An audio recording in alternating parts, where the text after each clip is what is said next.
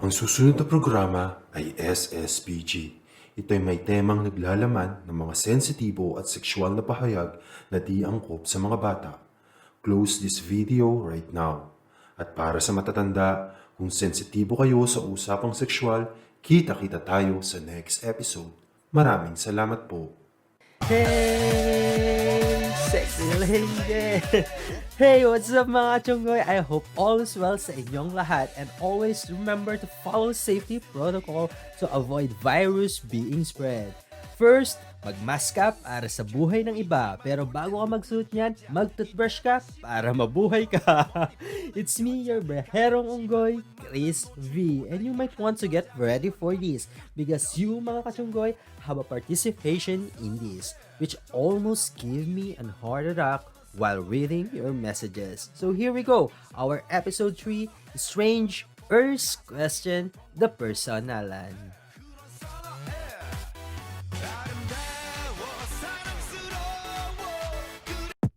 Do you want to talk about anything and everything under the sun?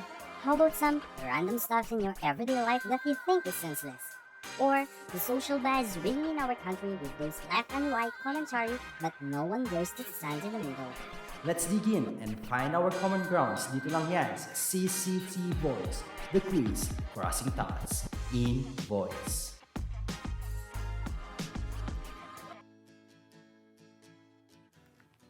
Mga kachunggoy, before we start, shout out kay Jan Naive, my former student from KLC. Hey there, thank you for tuning in our channel.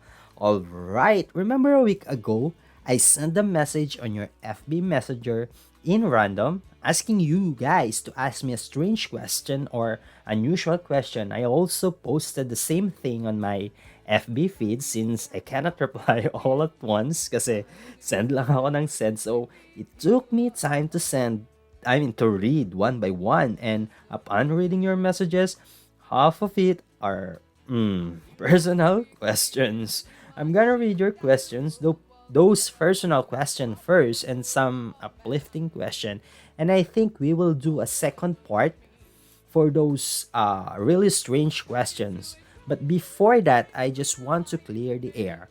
Alright? As much as possible, guys, I don't want to include my personal thingy in this channel because I want this channel to be remembered as my thoughts, my takes, or my 2 cents on whichever topic we talk about. But since I guess it is my mistake not to mention na bawal ang mga personal question, so here I am answering your questions. And I think this is a good opportunity to know me a little. Okay, let us start.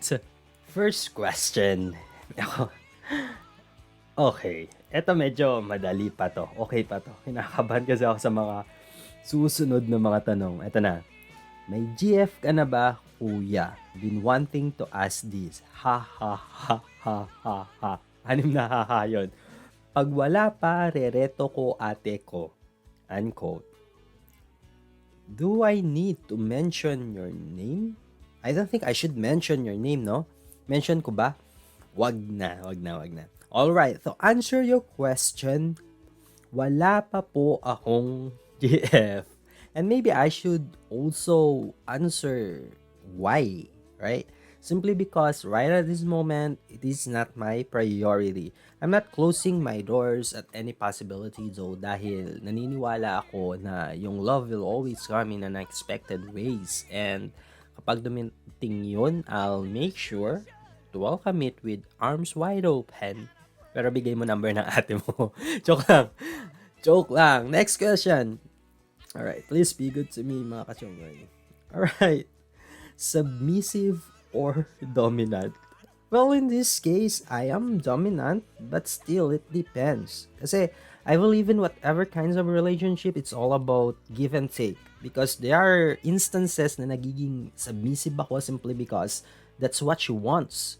But who don't want to be dominant, diba? This is getting wild, mga kachunggoy. And I'm warning you, those minor who are still listening, stop here right now. In 3, 2, 1. Alright, because our next question is, Unggoy, What is your favorite sex position? Oh God, hear the question, guys. Here's the thing. All my life, when this kind of conversation pops out, I was like only giving 3 words or so and I am done. Talking about sex experience is the last thing I want to brought up, but yeah, cowgirl.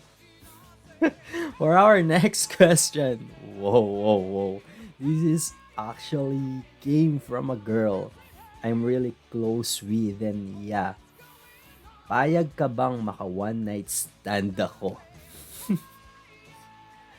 My answer is no. Nope. But hear me out. Because you are more than a one night stand, alright? Never settle for a man who wants nothing but a one night stand. Never. Put that in your mind.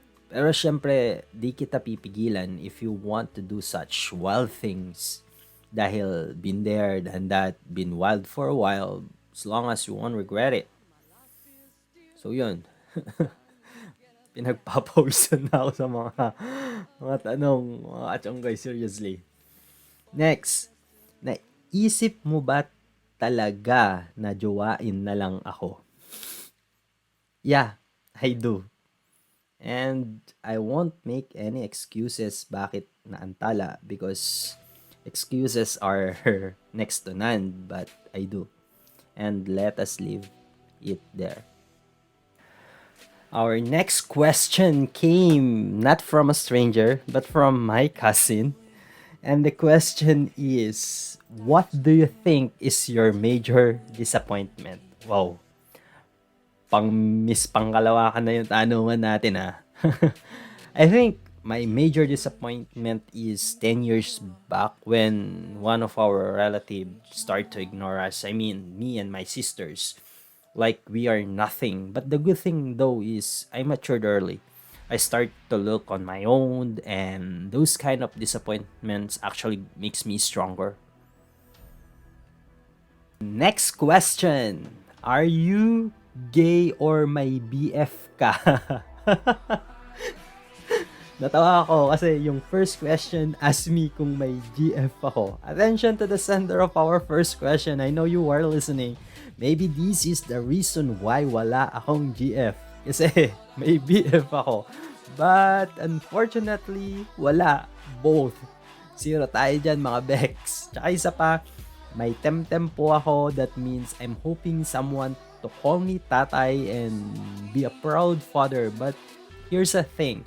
I have a huge respect and support to the LGBTQA plus community, and I have few friends, including you, sender, and acquaintances which are part of this community. And you know what? One of my biggest dream, and up until now I still hold on hopes that one day we will live in a society where labels are only for clothes. Labels are only on your shoes you wear or our basic goods. A society where you are not black or not white or brown, not lesbian or gay, but you are humans. Humans able to love and to be loved. And if supporting them means you are gay, then I am gay, but I'm demisexual and proud. And I want to dedicate this episode to our LGBT community. Month of June is Pride Month. I may be a few days late, but happy Pride Month, everyone.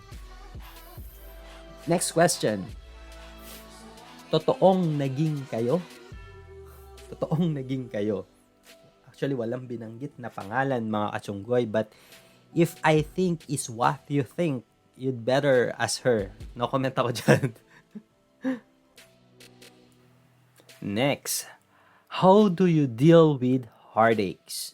Wow, this is actually a very nice question. Mukhang nangangamoy 50k won, ha? Anyway, mga katsunggoy, for me, one way on dealing heartache is you should need to recognize it. Seriously, para makamove on ka sa sakit, kailangan i-recognize mo siya. It's okay to cry, it's okay to be wasted, shout it out, vent it out, let yourself feel the pain. Here's the thing, been in a heartaches one time, tapos isa pa uli, and then I said, yeah, on my third, heartaches will be easier since I think I'm getting used to it. But then again, no, there is no the same heartaches. Heartaches is heartaches. Just let it be. Ganun yung ginagawa ko. Just make sure after that, you get stronger and wiser. Yun. So, next one. What if happiness was the one and only emotion? What if happiness was the one and only?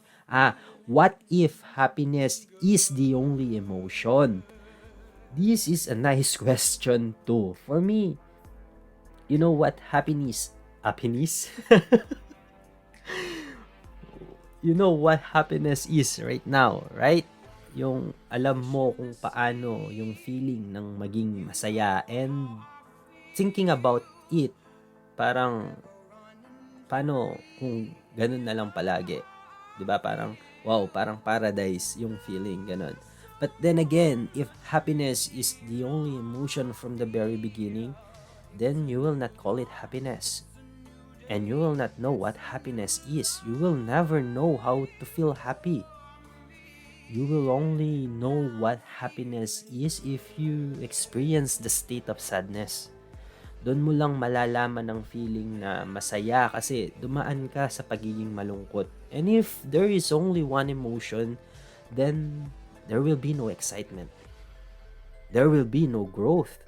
Para siyang flat line na saya, saya, saya, puro saya. And it's a flat line. And if I can use the heart rate monitor na ginagamit sa hospital as an illustration, they know you are alive kapag the line is zigzag, right? Pero kapag nag-flat yun, means you are dead.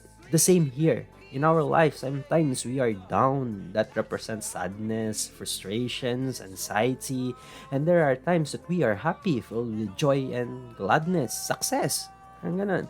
And that is life. Those are part of life to make us grow.